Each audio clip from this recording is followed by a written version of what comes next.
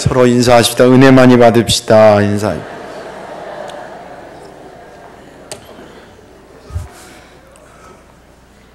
말씀의 제목 따라하겠습니다. 주가 쓰시겠다 하라.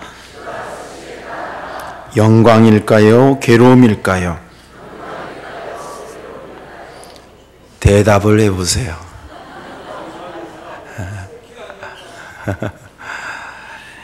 저희 아버지가 직업군인으로 계셨어요. 그래서 초등학교 때 세 군데 학교를 다녔습니다. 서울에서 입학하고 저 경상남도 진해로 갔다가 그 다음에 이리로 갔다가 그 다음에 중학교는 원주로 갔다가 이제 또 대학은 다시 서울로 갔다가 뭐 이렇게 해서 초등학교 동창들이 없어요. 하도 돌아다녀가지고. 근데 이제 두 번째 간 학교가 진해, 이름도 잊어버리지 않아요. 대야초등학교예요. 육군대학 바로 옆에 붙어있던 학교로 기억이 나는데 세수대랑 이름이 똑같아요. 대야초등학교예요. 근데 이제 학교에 전학 가서 이렇게 딱 갔는데 입학 이제 등교를 하는데 운동장에 유니폼 야구복, 그 당시가 70년도니까 유니폼 이런 게 굉장히 애들한테 막 동경의 대상이 될 그런 때입니다. 유니폼을 입고 모자를 딱 쓰고 걔네들 신는 신발 독특한 거 있잖아요. 그거 신고 두 줄로 딱 맞춰 운동장을 막 이렇게 뛰어요. 구호 맞춰서. 이제 학교 가면서 이렇게 보는 거예요. 근데 우리 그 당시에 이제 그들이 제가 3학년 때 전학인가 하니까 선배 형들이죠. 5학년, 6학년 형들이니까 막 이렇게 돕니다. 근데 이 그 진해 대야초등학교의 그 야구부는요, 당시에 경상남도 초등학교 야구팀 대표로도 나가고 그래서 전국대회도 나가고 막 그랬어요. 그래서 실제 선생님이 아니고 감독님이 계셨어요. 그래서 선망의 대상이고 그렇게 됐답니다. 그러니까 이제 야구 이제 오후에 이제 수업 끝나고 이제 야구 연습을 하면 애들이 그 어디에 구경하러 가냐면 캐차 이렇게 공 잡는 캐차 뒤쪽에 보면 망이 이렇게 쳐 있어요. 망에 이렇게 다 이제 참새새끼 붙어 있듯이 이렇게 다 붙어 있는 거예요. 이렇게 구경하러 갑니다. 저도 이제 거기 가서 이렇게 구경하는 거예요. 근데 구경하러 가는 애들이 부류가 두 가지 종류가 있어요.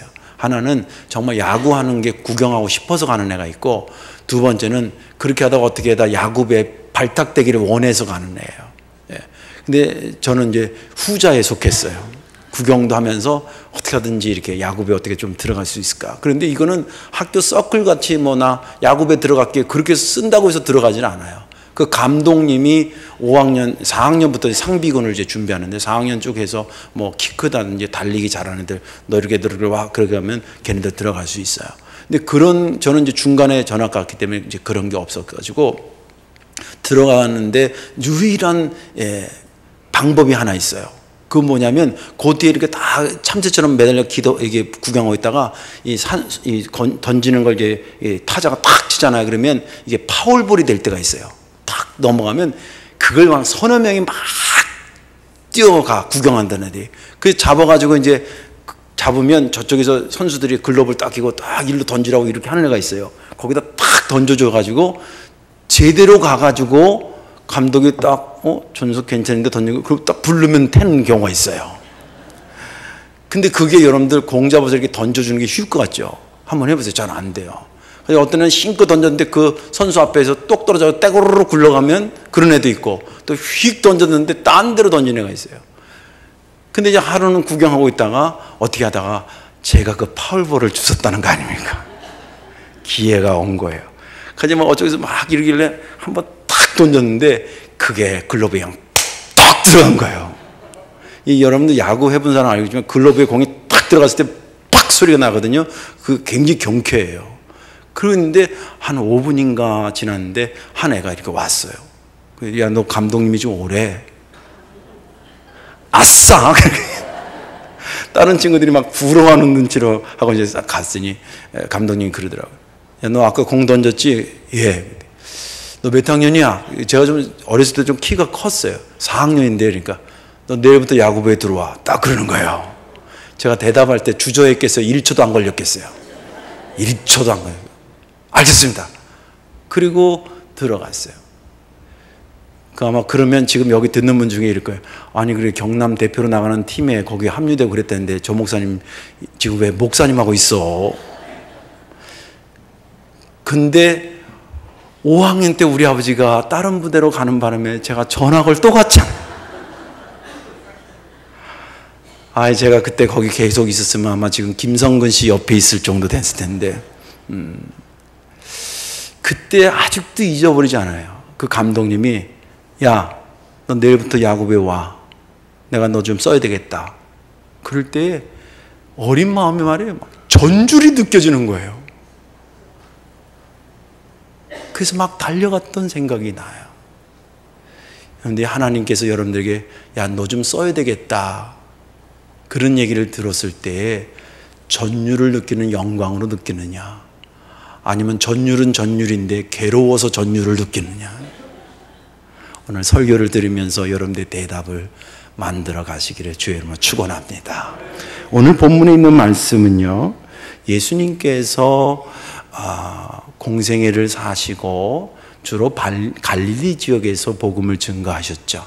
그리고 그의 공생애를 통상 3년으로 보는데, 그 3년 공생애의 끝자락 한 열흘 정도, 길게는 열흘, 짧게는 한 일주일, 그 정도에 남아있는 시점에서 본문은 시작이 됩니다. 예수께서 갈릴리 사역을 접고 이제 말씀에 어떤 말씀이 예언되어 있었냐면, 선지자는 예루살렘 밖에서 죽는 법이 없느니라. 그리고 그에게는 가야 될 십자가가 있었습니다. 그래서 십자가는 아무 데서나 지는 게 아니에요.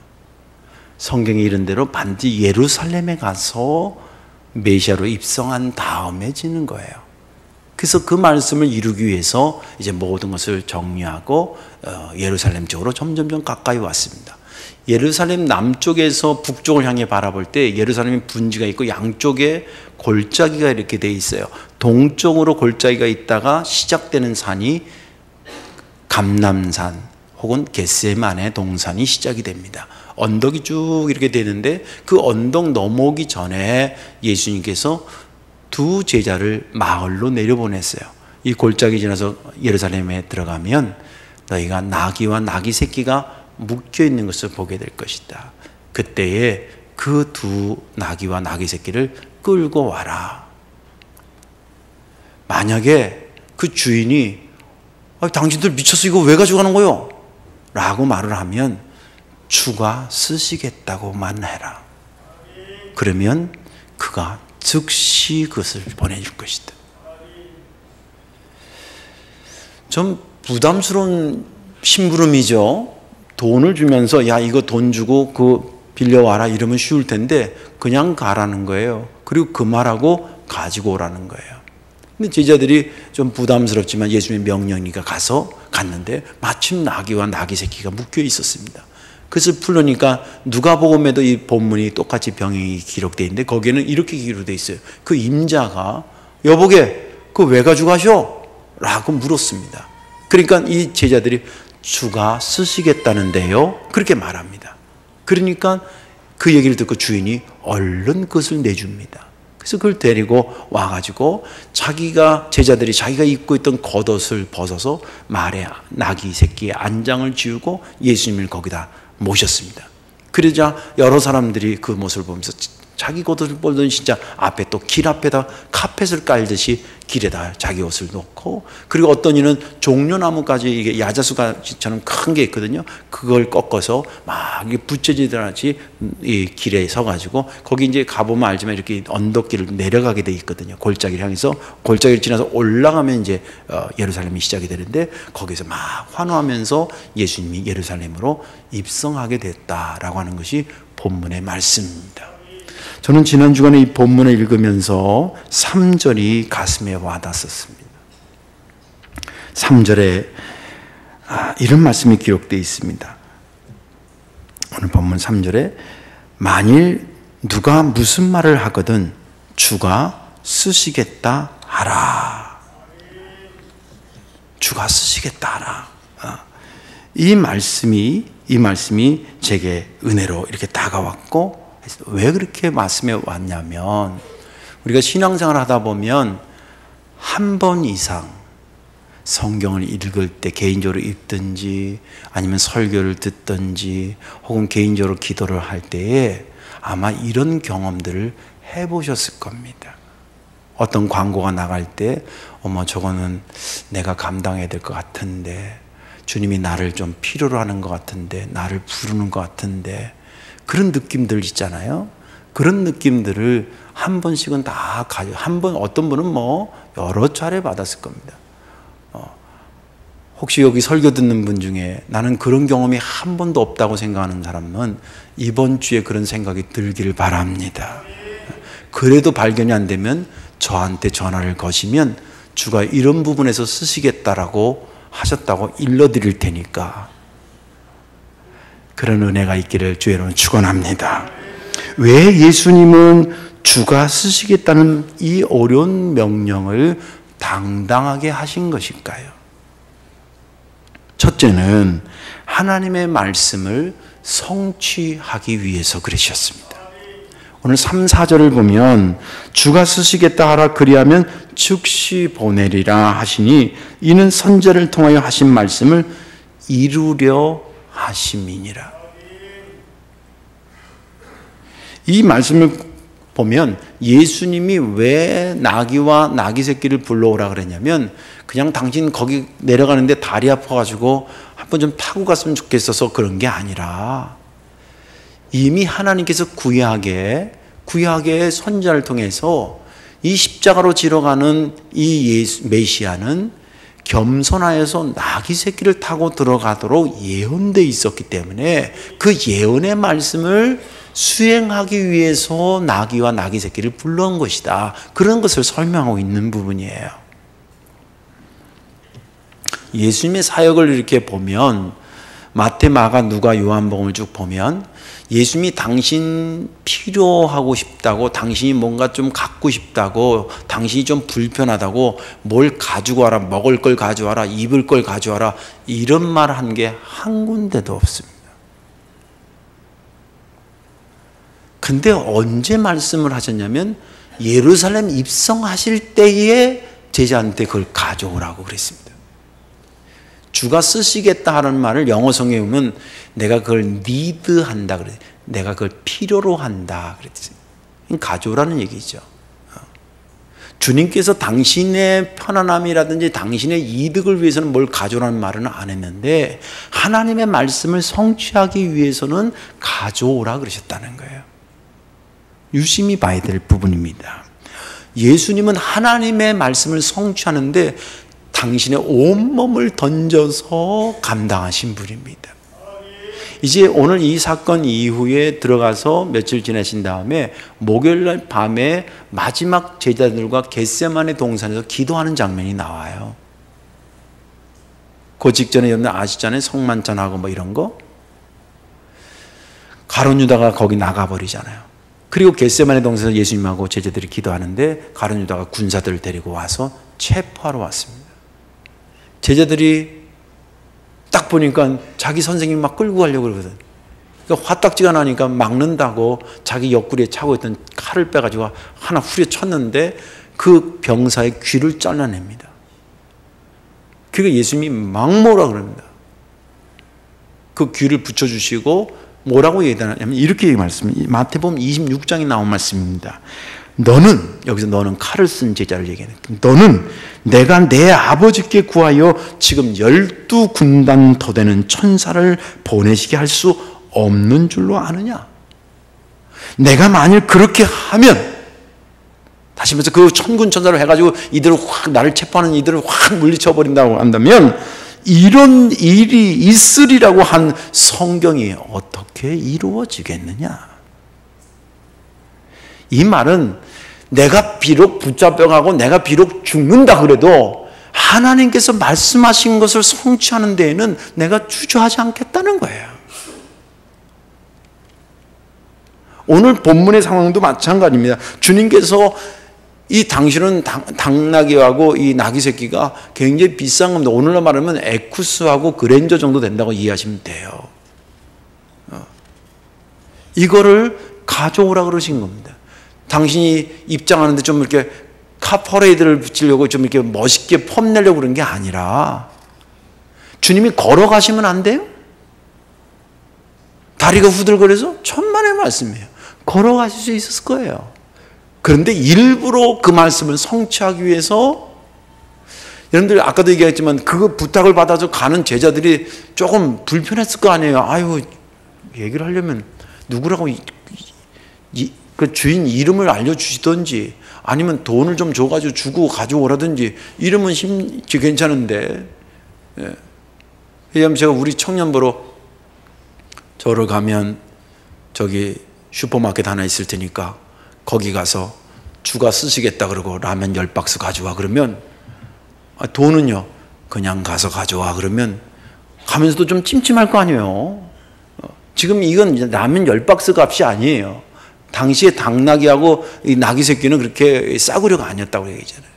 그 찜찜하고, 또 반대로 그 내주는 주인 입장에서 한번 생각해 보세요.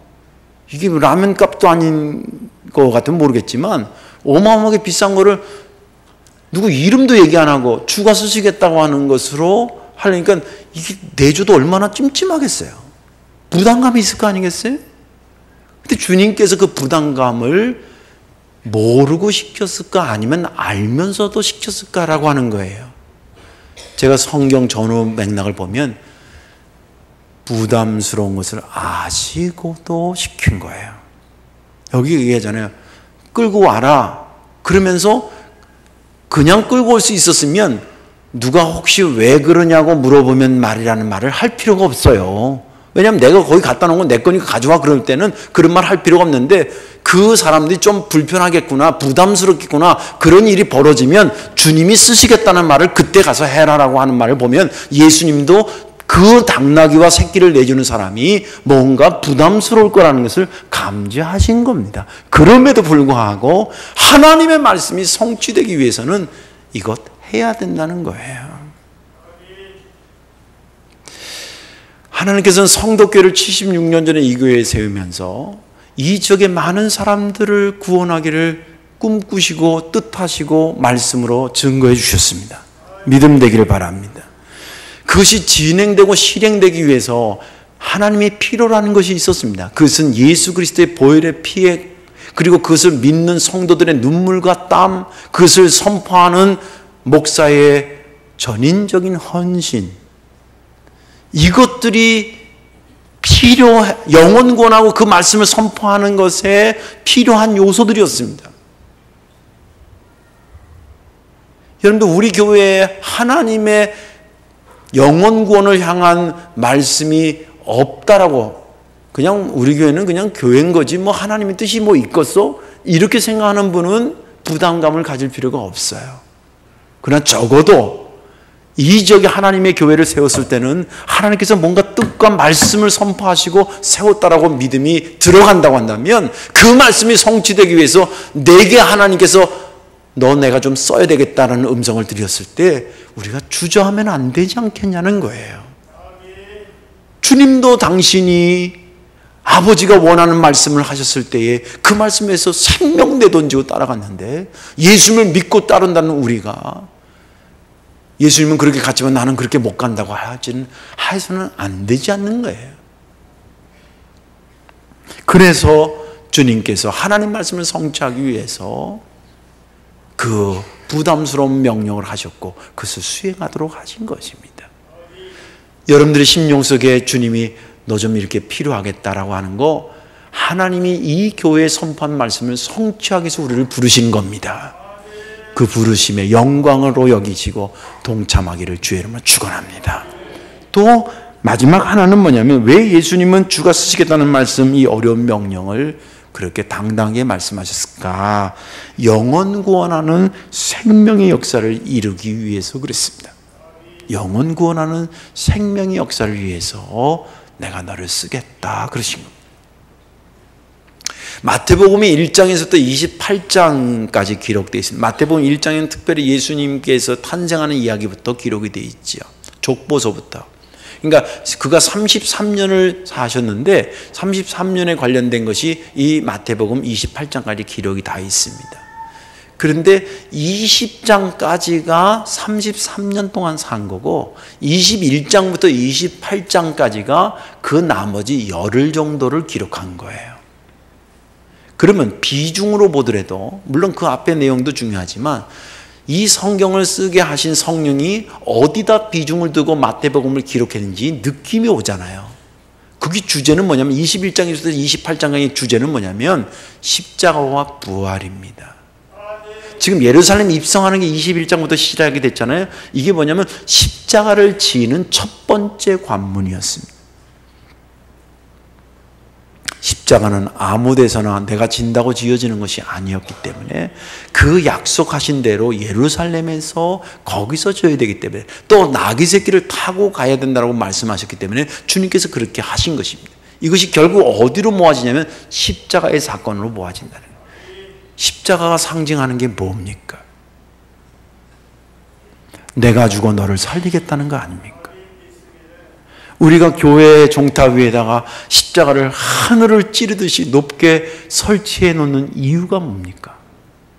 우리 교회는 내가 죽어 당신을 살리신 예수님을 증거하겠다는 하는 굳은 결의 아니겠습니까? 주님은 영혼을 구원하기 위해서는 당신의 모든 것을 희생해서라도, 그리고 다른 이의 도움을 좀 미안하지만 그것을 가지고 와서라도 영혼 구원의 사역을 멈출 수가 없었습니다. 오늘 본문만 하더라도 적자는 부담이었지만 그럼에도 불구하고 그렇게 그들에게 주가 쓰시겠다 그러고 가져오라 하신 것은 뭐냐면 부담감은 잠깐이지만 그것을 통해서 겸손한 왕으로 섬기는 왕으로 이 땅에 오신 메시아라고 하는 그것이 그대로 실현된 것은 영원하기 때문에 그랬습니다.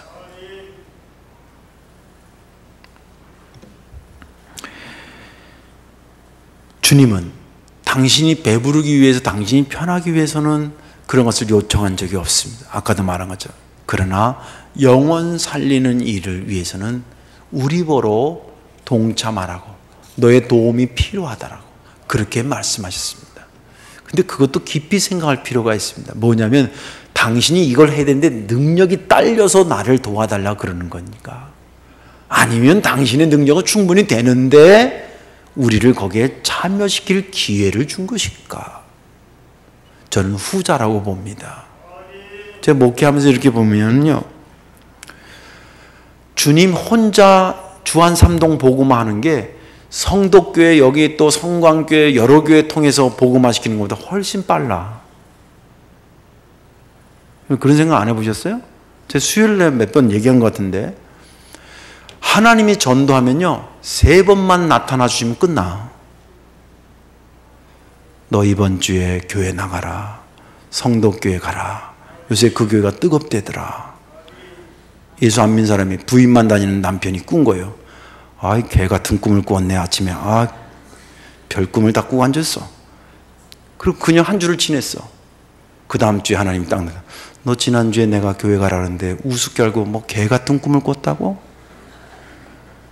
너 개다리 부러지는 걸 볼래? 너 이번 주에도 안 나가면 네 오른쪽 발이 똑 부러질 줄 알아라.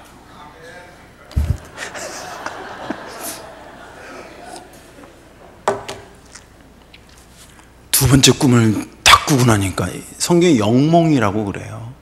하나님 꿈이 있어요. 두 번째 꿈을 보니까 조금 기분이, 개꿈이라고 말하기는 조금 부담스러운 게 생긴 거예요. 그래서 계단 내려갈 때 눈을 까딛고 조심히 가고 막 이러다가, 아이고, 생각지도 않는데 코너를 돌다가 따가닥 미끄러져가지고 다리가 똑 부러졌네. 3번째 꿈에 딱 나타나신 거예요.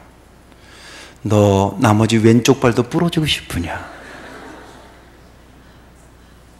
근데 그 교회에 너 맞이하라고 새가족위원회도 다 준비해놓고 좋은 말씀도 준비해놓고 성가대도 기약부도 다 준비해놨는데 너희 다리 부러지고 난 다음에 회복이 되면 안 가면 그때는 어디가 부러질지 모른다. 이렇게 딱 3번만 나타나 주시면 즉각 등록합니다.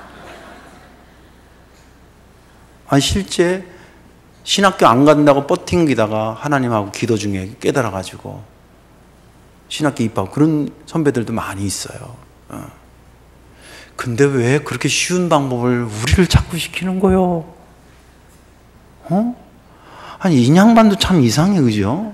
아니, 당신이 그냥 확 쓸어버리시면 우리 3배, 4배, 뭐 주일날 1, 2부 예배가 좀 모자랄 정도로 10부 예배 드릴 정도로 꽉 채울 수 있는 게 이분이 하시면 되는데 저분이 안 하시네. 그러면서 우리 보러 오라는 거예요. 내가 그것을 위해서 너 좀 와야 돼. 너 와서 좀 쓰자. 그래서 그냥 10번 찾아가도 코빼기도 안 베고 그냥 전화하고 뭐 갖다 줘도 받을 때만 그러고 온다 그러고 안 오고 그 작업을 계속 올해도 하고 내년도 하고 아마 내가 모르긴 몰라도 내가 여기서 목회 끝날 때까지 하실 것 같아. 그래도 2000년 동안 그렇게 해오셨어요. 그런데 조금 더 깊이 생각해 보세요. 쓰임 받는 것이 영광입니까? 괴로움입니까? 내가 나를 통해서 주님께서 당신이 혼자 불러와서 당신이 혼자 전도할 수 있어요. 그런데 나를 통해서 그 영혼을 데려오는 거예요.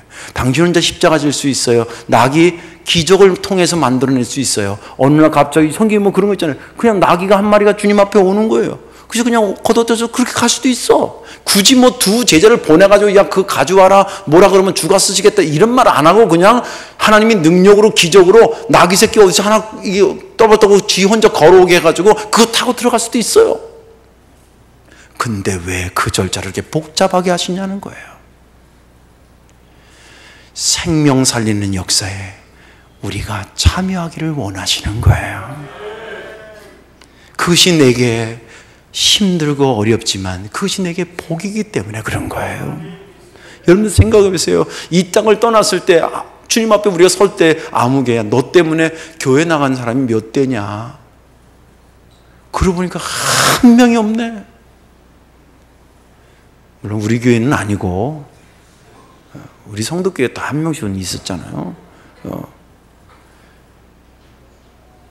얼마나 부끄럽겠어. 적어도 이런 말 정도는 할 수 있어야 되잖아요. 주님 제가요 한 10명은 했는데요 잘 안 되더라고요.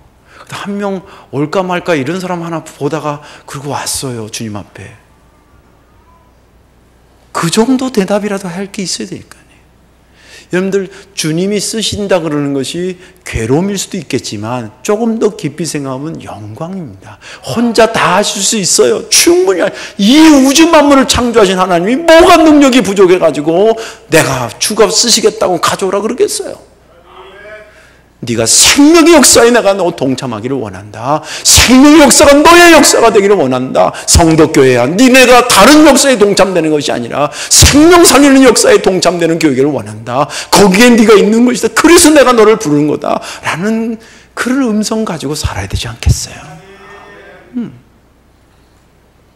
그래서 주가 우리를 쓰시겠다고 하신 거예요. 이제 말씀을 정리합니다.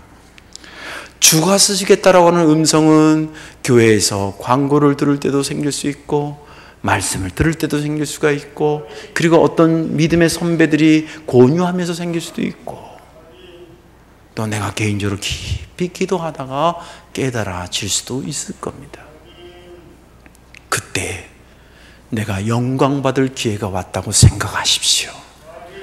괴로워하지 마십시오. 주께서 다 역사하실 것입니다. 나로 인해서 아버지의 말씀이 성취된다면 주님 제가 기꺼이 헌신하겠습니다. 나로 인해서 생명 살리는 역사가 진척된다면 내 생명 내걸겠습니다. 그런 거룩한 고백을 가지고 주가 쓰시겠다 할 때 그 자리에 1초도 안 돼서 나가 서 있는 저와 여러분들 되시기를 주님의 이름으로 축원합니다. 기도하겠습니다. 사랑과 은혜가 많으신 아버지 하나님 고맙고 감사합니다. 놀라우신 주의 말씀에 다시 한번 머리를 떨굽니다. 주여 오늘 세상에서는 들을 수 없는 주의 말씀 오늘 우리에게 주셨사오니 주여 주님이 나를 필요로 하면 그래서 나를 통해서 하나님의 말씀이 성취된다고 한다면 나 같은 것을 통해서 하나님 영혼 살리는 역사가 풍부해진다면 기꺼이 주의 쓰시겠다는 음성에 내가 내 자신을 드리겠습니다. 도우시고 인도하셔서 이것이 영광임을 알게 하옵소서. 예수님의 이름으로 감사하며 기도하옵나이다. 아멘.